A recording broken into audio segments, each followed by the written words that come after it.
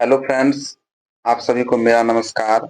मेरे इस नए वीडियो में आप सभी का स्वागत है। बिहार पुलिस के लिए पॉलिटी से 50 अति महत्वपूर्ण को देखेंगे। तो चलिए हम स्टार्ट करते हैं पहले प्रश्न से। तो पहला प्रश्न है, देखिए, भारत के संविधान की उद्देशिका के बारे में निम्नलिखित में कौन सा या से कथन सही है? पहला है, उद्देशिका स्वयं न्यायालय में परिवर्तनीय नहीं है। दूसरा है, उद्देशिका उन उद्देश्यों को बताती है जिन्हें संविधान स्थापित करना और आगे बढ़ना चाहता है। उद्देशिका उस स्रोत को इंगित करती है जहां से संविधान अपना प्राधिकार प्राप्त करता है। ऑप्शन है कि केवल एक, दो, तीन, एक और दो, एक और तीन और केवल दो सही है। तो इसका जो उत्तर हो जाएगा, यह तीनों सही है। ऑप्शन कथन एक, कथन दो और कथन तीन, ये तीनों के तीनों सही है। Option number A. दूसरा प्रश्न देखिए, कह रहा है कि संविधान सभा में उद्देश्य प्रस्ताव प्रस्तुत किया गया। ऑप्शन है 9 दिसंबर 1946, 26 जनवरी 1947, 13 दिसंबर 1946 और 15 अगस्त 1946। तो संविधान सभा में उद्देश्य प्रस्ताव को 13 दिसंबर 1946 को प्रस्तुत किया गया। तीसरा नंबर क्वेश्चन देखिए, संविधान सभा के प्रथम अध्यक्ष कौन थे? तो ऑप्शन है राजेंद्र प्रसाद, सच्चिदानंद सिन्हा, भीमराव अंबेडकर और पंडित जवाहरलाल नेहरू।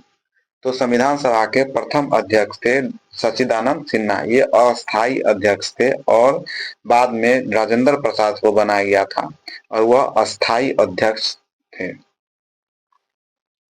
4 नंबर प्रश्न देखिए कि किसी भारत परिषद अधिनियम द्वारा भारत में ब्रिटिश सरकार द्वारा सांप्रदायिक निर्वाचन प्रणाली का प्रारंभ हुआ।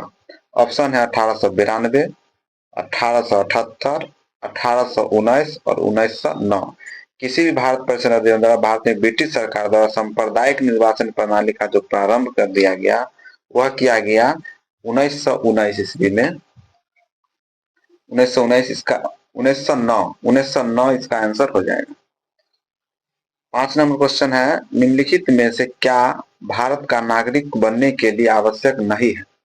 तो ऑप्शन है वंशानुक्रम, जन्म, अधिगृहित संपत्ति और देशीयकरण। तो इसका उत्तर हो जाएगा अधिगृहित संपत्ति।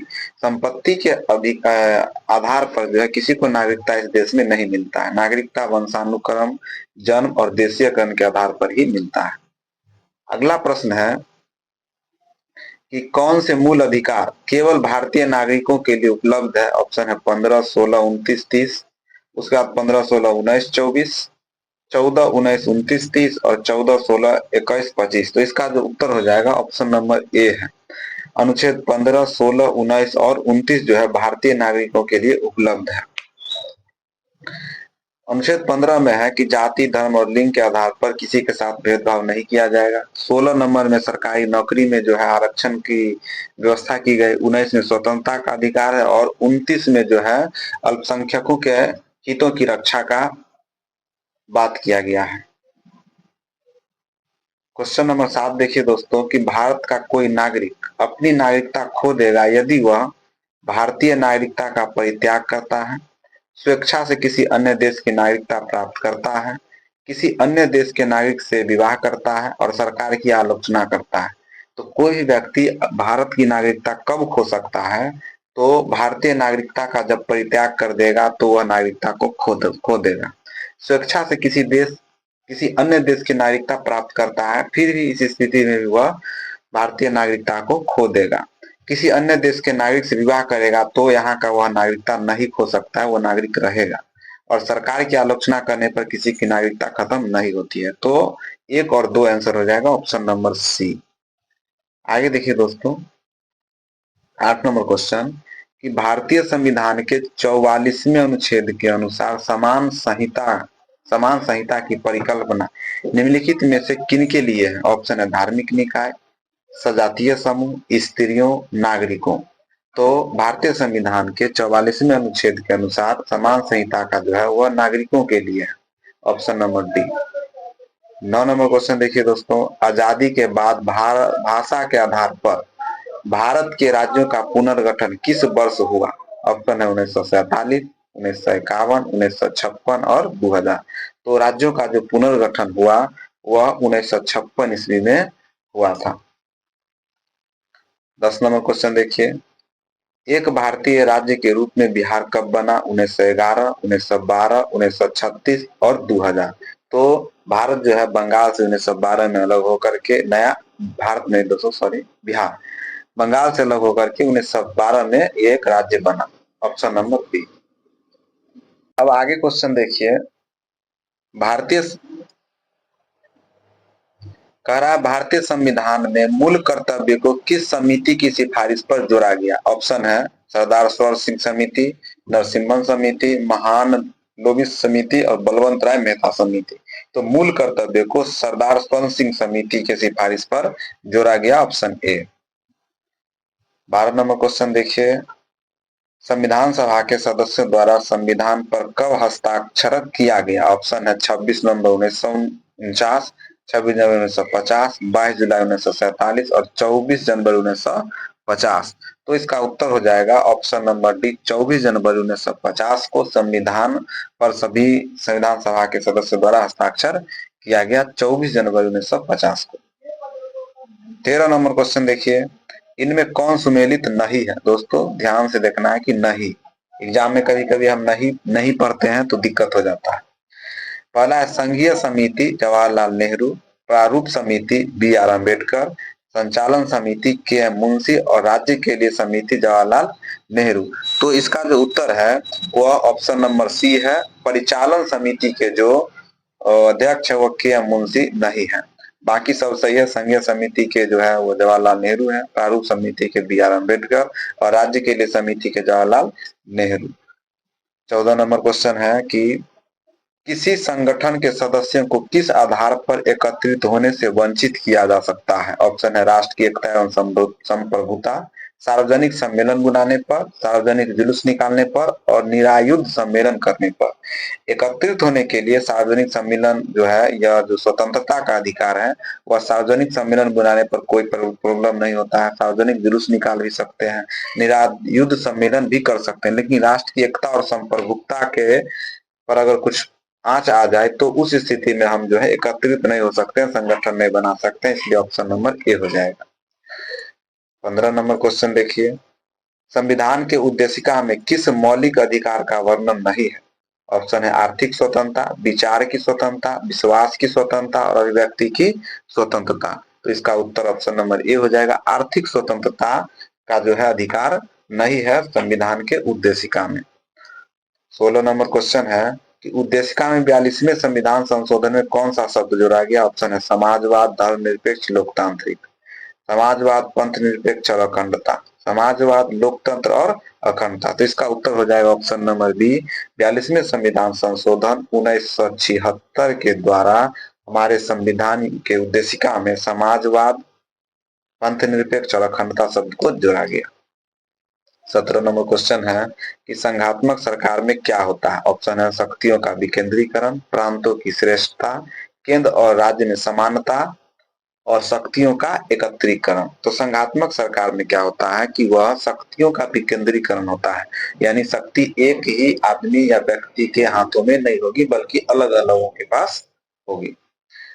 18 नंबर क्वेश्चन है कि निम्न में कौन सुमेलित है? तो पहला है भारत परिषद अधिनियम 1892, प्रतिनिधि सरकार की स्थापना, मार्लो मिंटो सुधार 1909, केंद्र में द्वैध शासन, मॉन्टेग्यू चेम्सफोर्ड सुधार 1919, सांप्रदायिक प्रतिनिधि और भारत शासन अधिनियम 1935, प्रांतों में द्वैध शासन। तो इसका उत्तर ऑप्शन नंबर ए है, भारत परिषद अधिनियम 1892, प्रतिनिधि सरकार की स्थापना। 19 नंबर क्वेश्चन देखिए, मार्ले मिंटो सुधार कब आया था? मार्ले मिंटो सुधार कब आया था? तो ऑप्शन है 1906 ईस्वी, 1909 ईस्वी, 1910 ईस्वी और 1919 ईस्वी। तो इसका जो उत्तर हो जाएगा वह मार्ले मिंटो सुधार जो है यह 1909 ईस्वी में आया था। 20 नंबर क्वेश्चन है कि उद्देशिका में समाजवादी और धर्मनिरपेक्ष शब्द जोड़े गए 41वें संविधान संशोधन द्वारा, 44वें संविधान संशोधन द्वारा, 46वें संविधान संशोधन द्वारा और 42वें संविधान संशोधन द्वारा। तो इसका उत्तर जो है ऑप्शन नंबर डी होगा, 42वें संविधान संशोधन 1976 के द्वारा। अगला प्रश्न देखिए, 21 नंबर कह रहा है कि भारतीय संविधान के अनुसार मानव का दुर्व्यापार और बालात श्रम निषेध यह कौन से अनुच्छेद में वर्णित है? ऑप्शन नंबर ए है अनुच्छेद 23, अनुच्छेद 24 और अनुच्छेद 25 और अनुच्छेद 26। तो इसका जो उत्तर हो जाएगा ऑप्शन नंबर एक हो जाएगा अनुच्छेद 23। अनुच्छेद 23 में जो है बालात श्रम निषेध को दर्शाया गया है। 22 नंबर क्वेश्चन है, भारतीय संविधान की उद्देशिका में न्याय शब्द के अंतर्गत निम्नलिखित में से किसका उल्लेख नहीं है? ऑप्शन है सामाजिक, कानूनी, राजनीतिक और आर्थिक। तो इसका जो उत्तर होगा वह कानूनी होगा।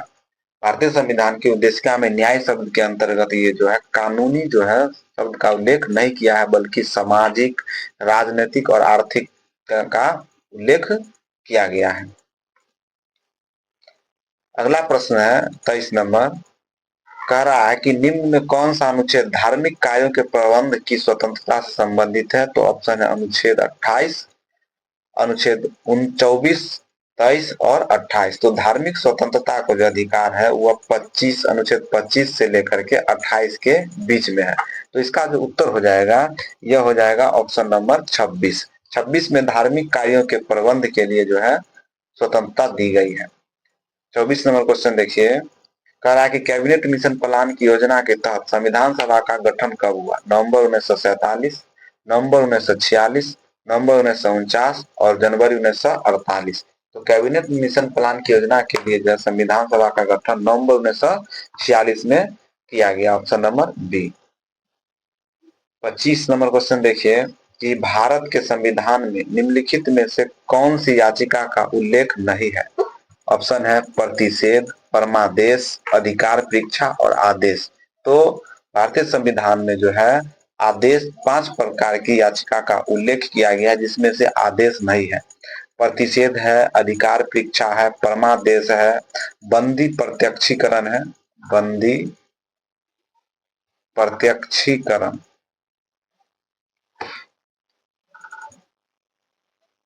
बंदी प्रत्यक्षीकरण, परमादेश, प्रतिषेध, अधिकार परीक्षा, ये सब जो है एक और है, 5 है टोटल। आगे देखिए 26 नंबर क्वेश्चन, निम्नलिखित में से कौन 29 अगस्त 1947 में गठित दैस समिति के सदस्य नहीं थे? तो ऑप्शन है B R Ambedkar, Syed Mohammad Saadullah, doctor K N Munshi, doctor Rajendra Prasad. तो 29 अगस्त 1947 में जो गठित समिति थी उसके जो सदस्य थे वो डॉक्टर राजेंद्र प्रसाद नहीं थे। 27 नंबर क्वेश्चन है कि भारतीय संविधान में कौन से अनुच्छेद में मूल कर्तव्यों का उल्लेख किया गया है? ऑप्शन है अनुच्छेद 50, अनुच्छेद 51, अनुच्छेद 51 के क, अनुच्छेद 49। तो मूल कर्तव्य का जो वर्णन है वो अनुच्छेद 51 के क में दिया गया है। अब प्रश्न 28 है कि आपातकाल की उद्घोषणा हो तब निम्नलिखित में कौन से मूल अधिकार को छोड़कर अन्य सभी मूल अधिकारों के परिवर्तन के लिए न्यायालय में जाने का अधिकार निलंबित रहता है? तो ऑप्शन है अनुच्छेद 20, 21, 21, 22, 19, 20, 15, 16, 15 और 16। तो इसका जो उत्तर हो जाएगा वह ऑप्शन नंबर ए है, अनुच्छेद 20 और 21 को छोड़ करके सभी मूल अधिकार को निलंबित कर दिए जाते हैं। इस जो 20 और 21 में जो है यह जो है चर्चा इसमें जो है जीने की स्वतंत्रता रहती है, ठीक है, और यही जो है उस समय बचा रहता है, बाकी सब को और निजता का जो अधिकार है उसको छोड़ करके बाकी मूल अधिकार को निलंबित कर दिया जाता है, और अनुच्छेद वह है 20 और 21। आगे प्रश्न देखिए 29 नंबर, 29 है कि राज्यसभा के सदस्यों के चुनाव की प्रक्रिया ग्रहण की गई है। ऑप्शन है जापान के संविधान से, दक्षिण अफ्रीका के संविधान से, संयुक्त राज्य अमेरिका के संविधान से और आयरलैंड के संविधान से। तो राज्यसभा के सदस्यों के चुनाव की जो प्रक्रिया है वो दक्षिण अफ्रीका के संविधान से ली गई है, option number B. Question number 30 देखिए कि संस्कृति और शिक्षा का अधिकार वर्णित है। तो ऑप्शन है अनुच्छेद 28, 29 में, 29 और 30 में, 30 और 31 में, 28, 29 और 30 में। तो संस्कृति और शिक्षा से संबंधित जो अधिकार है 29 और 30 में दिया गया, अनुच्छेद 29 और 30 में, और यह अल्पसंख्यकों के हितों की रक्षा करती है। क्वेश्चन नंबर 31 है कि भारतीय राज्यों का आजादी के बाद पुनर्गठन मुख्यतः जिस आधार पर किया गया था? तो ऑप्शन है भाषाई आधार पर, धार्मिक आधार पर, आर्थिक आधार पर, प्रथा एवं परंपराओं के आधार पर। तो भारतीय राज्यों का जो पुनर्गठन किया गया था वह भाषाई आधार पर किया गया था, और भाषाई आधार पर पहले राज्य का जो गठन था वह आंध्र प्रदेश था। आंध्र प्रदेश का गठन भाषाई आधार पर 1953 ईस्वी में किया 1953 ईस्वी में किया गया था। 1953 ईस्वी में भाषाई आधार पर आंध्र प्रदेश का गठन किया गया था। अगला देखिए 32 नंबर क्वेश्चन, कहता है निम्नलिखित में से कौन सा भारतीय संविधान के प्रस्तावना में नहीं है? पहला है बंधुता, संप्रभुता, समाजवाद और संघवाद। तो भारतीय संविधान के प्रस्तावना में जो है वह संघवाद की चर्चा नहीं है, ऑप्शन नंबर डी। अब आगे क्वेश्चन देखिए 33 नंबर 33 नंबर क्वेश्चन है कि संविधान की कौन सी विशेषता वास्तविक रूप से संघात्मक नहीं है? ऑप्शन है शक्तियों का विभाजन, लिखित संविधान, न्यायिक पुनरावलोकन, एकीकृत न्यायालय। तो जो संविधान में वास्तविक संघात्मक रूप नहीं है वह ऑप्शन नंबर जो है डी हो जाएगा, 33 का आंसर डी। एकीकृत न्यायपालिका नहीं है, बाकी सब है, शक्तियों का विभाजन है, लिखित संविधान भी है, न्यायिक पुनरावलोकन का भी है। 34 नंबर क्वेश्चन देखिए, भारत में संघीय न्यायालय की स्थापना अधिनियम रिपोर्ट द्वारा की गई। तो ऑप्शन है भारत परिषद अधिनियम 1909, भारत सरकार अधिनियम 1919, मॉन्टेग्यू चमस्फोर्ड रिपोर्ट 1919, भारत सरकार अधिनियम 1935। तो संघीय न्यायालय की जो स्थापना की गई थी वह जो है भारत सरकार अधिनियम 1935 के द्वारा की गई थी, option number D. 35 number question देखिए, कह रहा है कि निम्न में कौन सी कमेटी मौलिक कर्तव्य से संबंधित है? तो ऑप्शन है संस्थानम कमेटी, केलकर समिति, धर कमेटी और स्वर्ण सिंह समिति। तो मौलिक कर्तव्य को जो है संबंधित है सरदार स्वर्ण सिंह कमेटी से संबंधित है। 36 नंबर क्वेश्चन देखिए, कह रहा है फजल अली आयोग संबंधित है। ऑप्शन है विदेश नीति से, आरक्षण से, आर्थिक विकास से, राज्यों के पुनर्गठन से। तो फजल अली आयोग का जो संबंध है वह राज्यों के पुनर्गठन से संबंधित है। 37 नंबर क्वेश्चन देखिए कि निम्न में से भारतीय संविधान का कौन सा अनुच्छेद नागरिकता से संबंधित है? तो ऑप्शन है 13 से 16, 15, 5 से 11, 1 से 4, अनुच्छेद 32। तो नागरिकता से संबंधित अनुच्छेद है ऑप्शन नंबर बी, 5 से 11। 38 नंबर क्वेश्चन है कि किस एक्ट के द्वारा भारत में ईस्ट इंडिया कंपनी का व्यापारिक एकाधिकार समाप्त कर दिया गया? तो ऑप्शन है 1777 का रेगुलेटिंग एक्ट, 1784 का पिट्स इंडिया एक्ट, 1813 का चार्टर एक्ट, 1833 का चार्टर एक्ट। तो इसका जो उत्तर हो जाएगा ईस्ट इंडिया जो है इस व्यापारिक एकाधिकार जो है समाप्त कर दिया गया था वो 1813 के चार्टर एक्ट के द्वारा, ऑप्शन नंबर सी। 39 नंबर प्रश्न देखिए, 39 कह रहा है कि भारत के महान्यायवादी की नियुक्ति कौन करता है? ऑप्शन है प्रधानमंत्री, राष्ट्रपति, मुख्य न्यायाधीश, संसद। तो भारत के महान्यायवादी की जो नियुक्ति करते हैं वह राष्ट्रपति करते हैं, और ये जो है राष्ट्रपति के प्रसाद पर्यंत अपने पद पे बने रहते हैं, यानी राष्ट्रपति की इच्छा तक। इच्छा खत्म तो वो हटा सकते हैं कभी भी। आगे भारत का राष्ट्रपति अपना त्याग पत्र किसे सौंपता है? तो ऑप्शन है लोकसभा अध्यक्ष, प्रधानमंत्री, उपराष्ट्रपति और मुख्य न्यायाधीश। तो भारत के जो राष्ट्रपति हैं वह त्याग पत्र उपराष्ट्रपति को सौंपते हैं, ऑप्शन नंबर सी। 41 नंबर प्रश्न देखिए, कह रहा है कि भारत के मुख्य न्यायाधीश कौन रहे हैं? ऑप्शन है आरसी लाहोटी, के एन सिंह, के जी बालकृष्णन, उपरोक्त में से सभी। तो भारत के मुख्य न्यायाधीश जो हैं वह ये तीनों रहे हैं, आरसी लोहाटी, के जी बालकृष्णन, के एन सिंह। उपरोक्त सब में से सभी उत्तर हो जाएगा। 42 नंबर क्वेश्चन है कि राज्य मंत्री परिषद किसके प्रति उत्तरदायी होती है? तो ऑप्शन है राज्यपाल, राष्ट्रपति, विधानसभा, मुख्यमंत्री। तो राज्य मंत्री परिषद जो है वह जो है वो विधानसभा के प्रति उत्तरदायी होते हैं, ऑप्शन नंबर सी।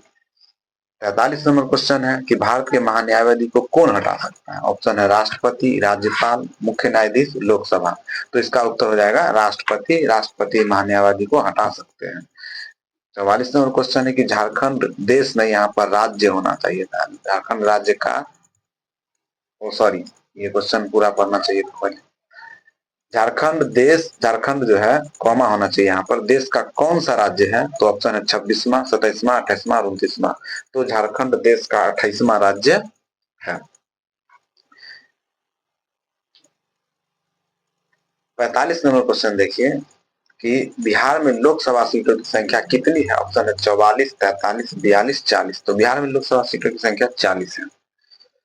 46 नंबर क्वेश्चन है कि राज्यसभा और लोकसभा की संयुक्त बैठक कौन बुलाता है? ऑप्शन है राष्ट्रपति, प्रधानमंत्री, लोकसभा अध्यक्ष और राज्यसभा का अध्यक्ष। तो राज्यसभा लोकसभा की संयुक्त बैठक जो है वह लोकसभा के अध्यक्ष बुलाते हैं और इसकी चर्चा अनुच्छेद 108 में है, संयुक्त अधिवेशन 108। आगे देखिए 47 नंबर प्रश्न कि राज्यसभा का सदस्य निर्वाचित होने के लिए आवश्यक न्यूनतम उम्र सीमा कितनी है? तो ऑप्शन है 35 वर्ष, 30 वर्ष, 25 वर्ष और 40 वर्ष। राज्यसभा के सदस्य निर्वाचित होने के लिए न्यूनतम उम्र 30 वर्ष है, ऑप्शन नंबर बी। अगर यहीं पे लोकसभा रहता तो उसके लिए 25 वर्ष। 47 के बाद 48 नंबर क्वेश्चन देखिए। 48 नंबर क्वेश्चन है भारत के राष्ट्रपति को पद से कौन हटा सकता है? तो ऑप्शन है लोकसभा, संसद, प्रधानमंत्री और मुख्य न्यायाधीश।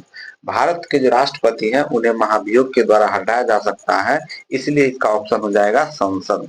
अभी तक किसी भी राष्ट्रपति को महाभियोग के द्वारा हटाया नहीं गया है।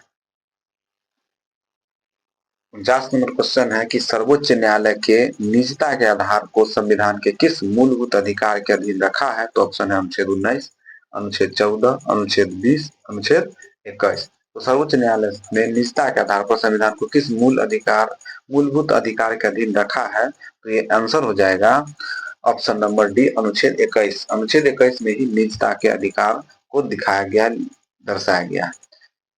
50 नंबर क्वेश्चन देखिए कि संस्थाएं और संघ बनाने का अधिकार किस प्रकार का अधिकार है? तो ऑप्शन है प्रत्येक व्यक्ति के लिए सुनिश्चित अधिकार, केवल नागरिकों के लिए सुनिश्चित स्वतंत्रता का अधिकार, कानून के समक्ष समानता का अधिकार, जीवन और दैहिक स्वतंत्रता का अधिकार। तो संस्थाएं और संघ बनाने के लिए अधिकार किस प्रकार का अधिकार है?